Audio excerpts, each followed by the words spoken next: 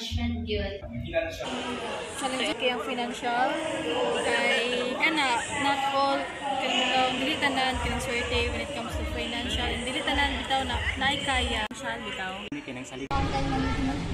Mawadan nila gana nga magsulod. Wala bito hapit na mag-exam bito ma'am. Gusto ng subject.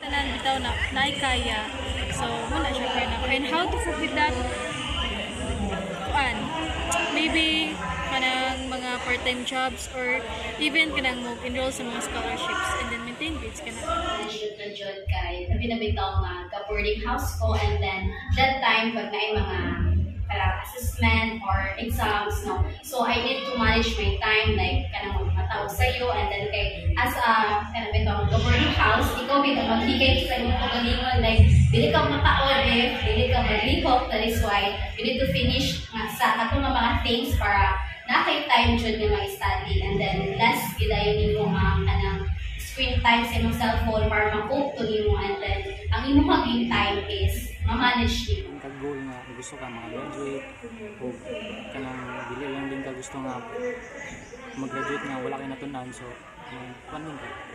Mag-study na din ka kanang hard para dili lang ganun daw sa imo rin lang gagalingon nga magsalig dili ka magtanaw sa kanang nawalay ka or kanang lonely ka basta ang imo lang isid sa imo una-una kay naka-learn ka.